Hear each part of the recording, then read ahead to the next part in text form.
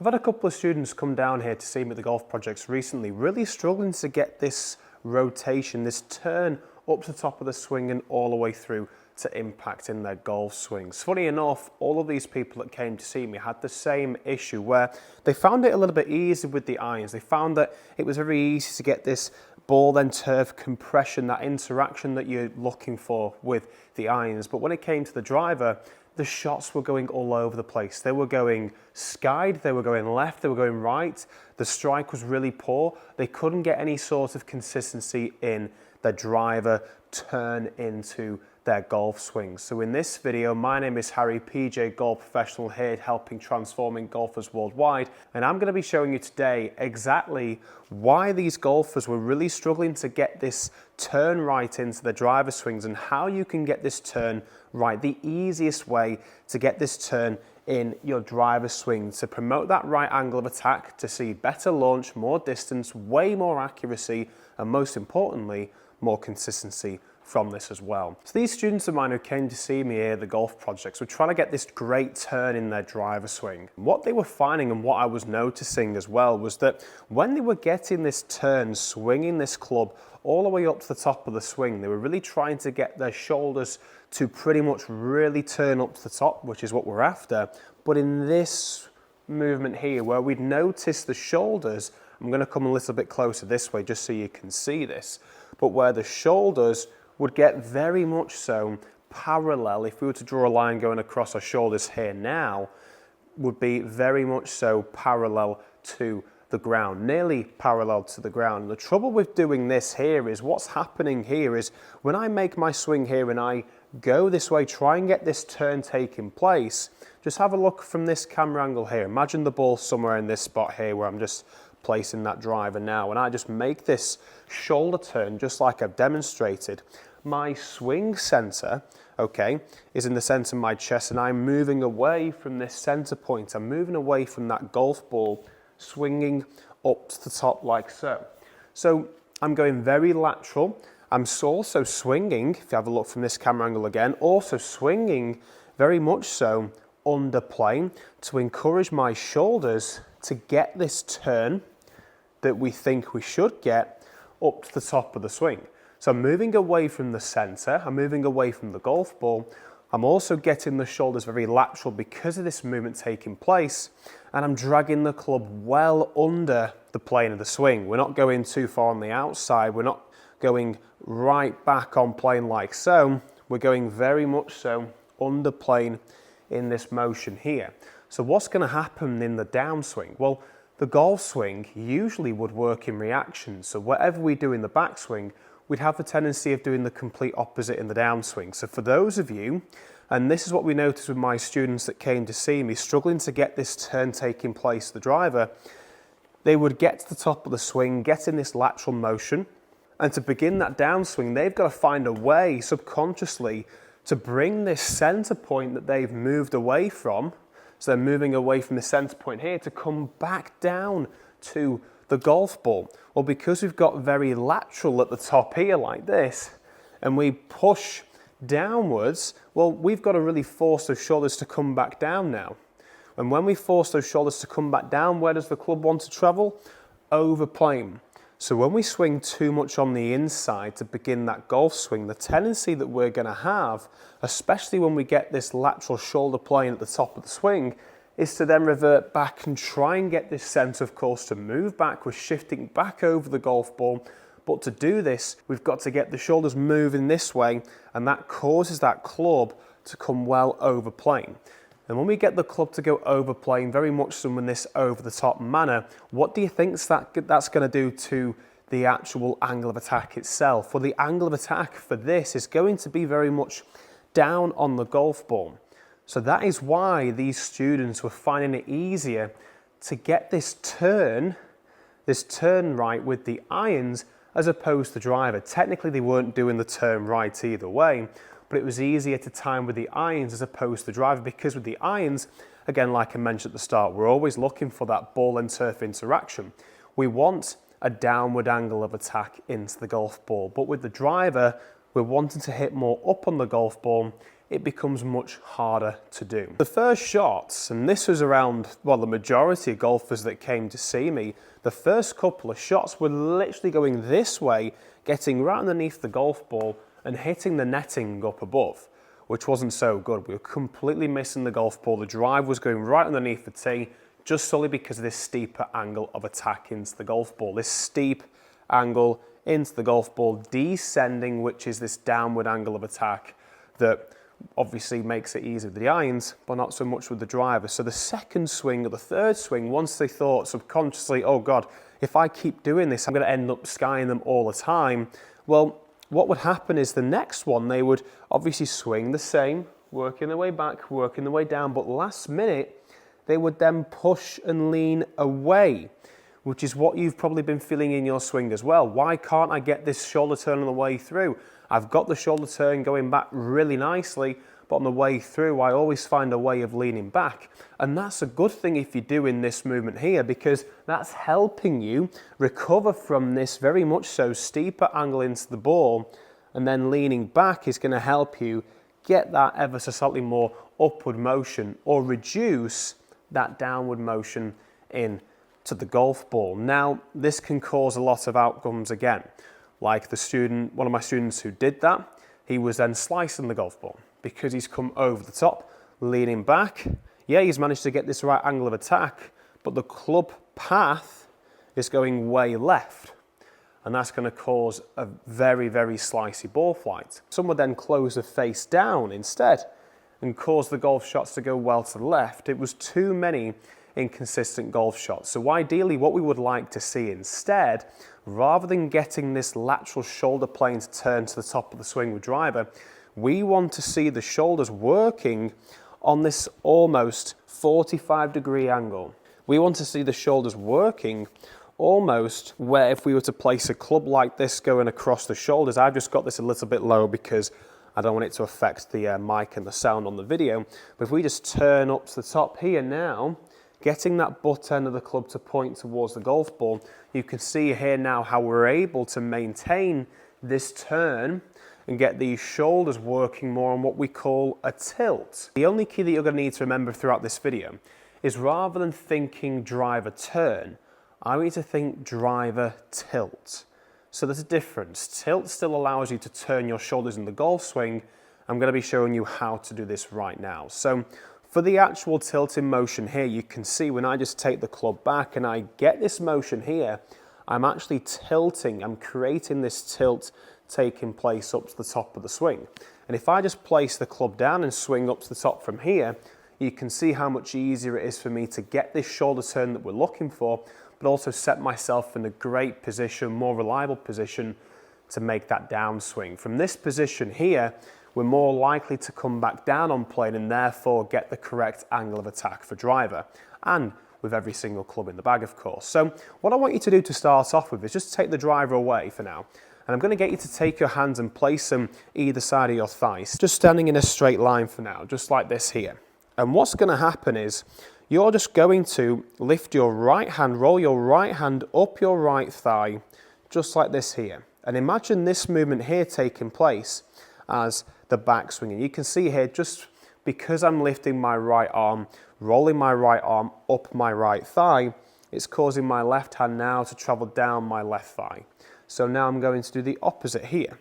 And this motion here is going to be the downswing and follow through stage. So we're going backswing, where we're really getting and encouraging what we call this extension, this stretch here in the trail side, the right hand side of the core area. Then we're getting this extension, this tension taking place in the lead side of the body like this here. So we're tilting back, forth, like so. And I want you to do at least 15 to 20 motions just like this, tilting back and forth. And you're probably thinking, well, hang on a sec, you're moving away from the golf ball there. How's that going to work? How are you going to be able to control this? Well, just bear me a sec, because this will make sense when you start to bring in the second phase of this drill. So we're swinging back and forth, getting this tilting motion here taking place, like so. And then now for the second phase, once you've done 15 to 20 swings, you're going to set up into your posture. And now we're going to start adding this rotation. So to add the rotation into your swing, For the backswing, we don't just want to obviously get this tilt taking place here because we just end up like this and go the total opposite way, get the sternum working ahead of the ball, go ahead of the ball as opposed to behind. So what we're going to do now is we're going to encourage this motion to take place, get this right hand to roll up the right thigh, tilting and getting this extension here in the right hand side of the core area. You can see here, just like this here, really feeling that stretch. But I'm also going to encourage my right hip now, my trail hip, to move away from the golf ball. So you can see I'm not encouraging it to go this way to try and get that weight transfer. I'm getting this hip of mine to move away from the golf ball like this here, like so. Imagining someone's here right in front of you with a stick and they're pushing on this hip of yours right back towards the wall behind you. Obviously, if at the driving range, it's going to be the netting behind you, I take it, or out on the golf course, when you try this, it would be the tee box or one of the tees. You're thinking, right, get that hip working towards the wall behind you as you do that first pass of the drill. So I'm doing this action here with the hips, but I'm also allowing my right hand to roll up my right thigh, getting this extension taking place, again, all the way up to the top of the swing. And you can see when I do this, of course, the left hand rolls down the left thigh, working my way up to the top of the swing, and I'm able to maintain this angular motion. I'm able to maintain and keep my spine angle on this almost 45-degree angle, whereas earlier, if we were to do this, it would look almost like this here, where the spine angle would get very much vertical, and then the shoulder plane would be very parallel to the ground in this lateral motion here. So what we were doing now is we're getting this turn up to the top, this 45-degree angle here, and look what difference that has on the shoulder plane here. It's way more on an angle. Drawing a line here, way more on an angle, almost pointing towards the golf ball, which is miles better. That's what we want. That's how we're going to get this tilt and rotation taking place, working our way up to the top of the swing. So for the downswing, we want to be thinking of the opposite movement. So we've got this trail hip working towards the wall. Now we want to get the lead hip, the left hip of ours being right-handed golfers, to work towards the wall. So think of opposites for left-handed players.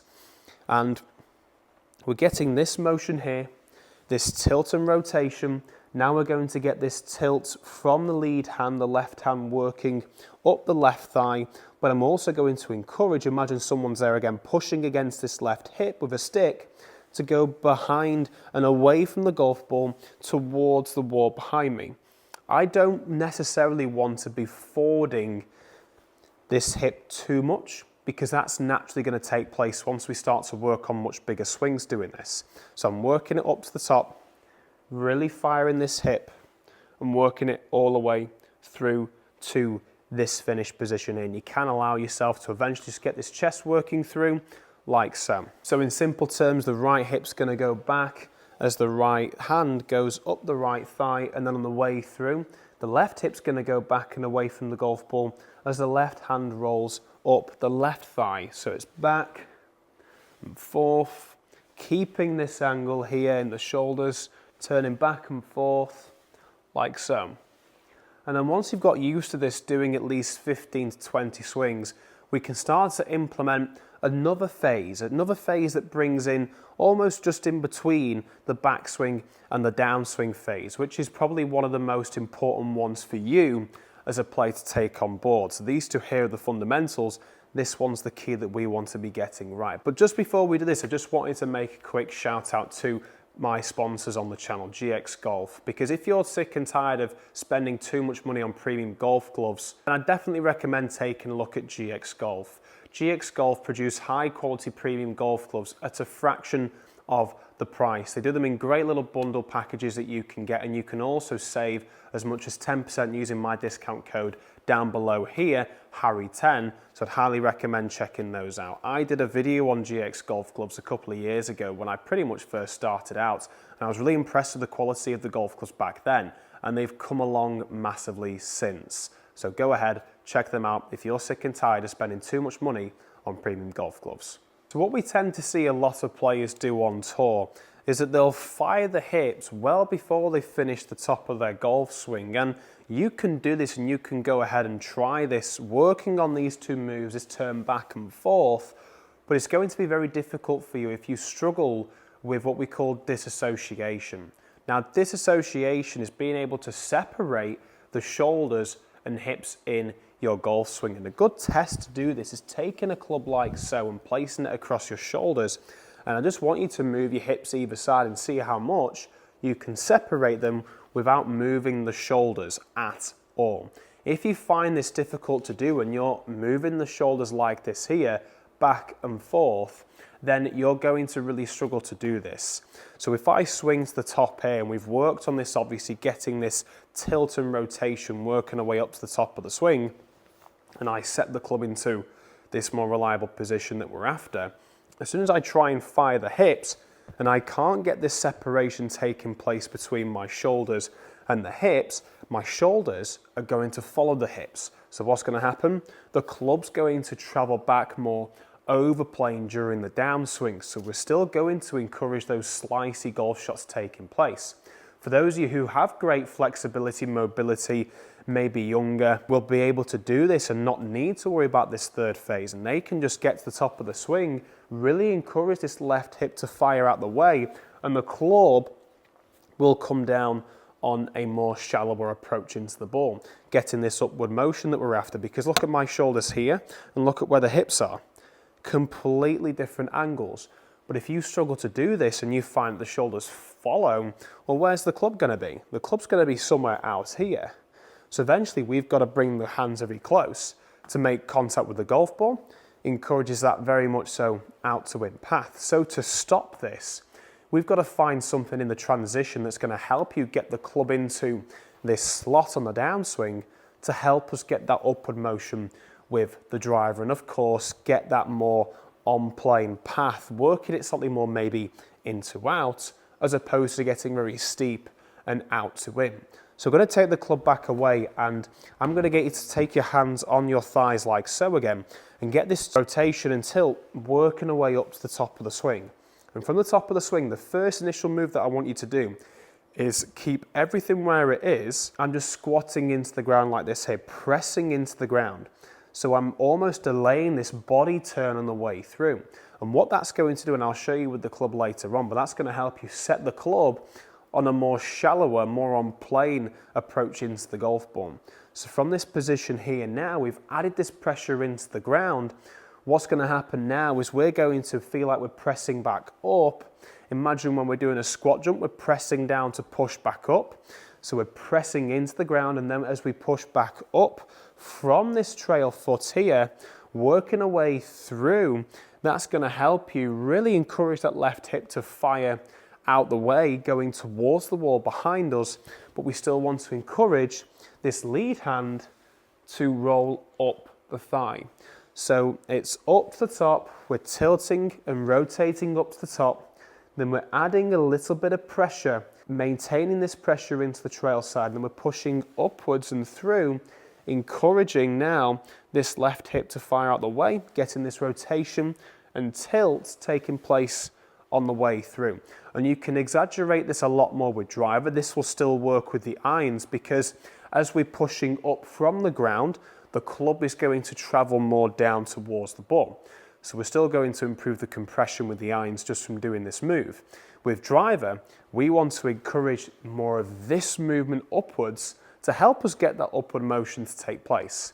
So I'm going to take the driver now, and we can start to make a couple of practice swings. We've done those movements, and I'd recommend doing that third phase at least 15 to 20 times in stages, working it back and forth. And remember, when we get to the top here, we're not turning and pressing into the ground, we're just pressing into the ground first before we then start that downswing phase. So I've got the club in my hand now, and I'm just going to encourage those two motions to take place, working this up to the top of the swing. And like I mentioned before, I'm able to get these shoulders on a more tilted motion here, which is great, and that's helping me get this shoulder turn working all the way up to the top of the swing. For phase two now, we're just going to encourage that little squat, and you can see now, taking a look from this camera angle here when I do that, as I do this squat here, what's that doing to the club? it's allowing it to almost fall towards the ground. When we get the club to fall more towards the ground, we are shallowing and getting this club, encouraging this club to go under the plane, as opposed to getting everything working in one and getting this left hip to fire immediately as soon as we get to the top of the swing and then cause the club to go back over plane. So that's why this is key for you. So we're swinging it up to the top, getting this press, and then from here we're going to push upwards and get this hip then to turn away from the golf ball. We don't want this hip to fire towards the wall because then we're just going to get a little bit stuck and then have to do all sorts to counteract it. So it's up, press down, get this hip to fire away from the golf ball towards the wall behind us. Still feeling this tilt, still feeling this rotation taking place throughout your entire golf swing. So there we are, we can start to work on this now and build this up into a full swing. And to do this, I'd simply start off with just doing a couple of swings with the driver, working up in steps. So we're just doing step 1, step 2, step 3. And then once you've done a couple of swings doing that, you can start to build this up into an all-in-one motion swing. But I recommend doing this very slow to begin with, just to help you develop that understanding of what it feels like, what it should feel like when you start hitting some golf balls. So very slow, even slower than that one.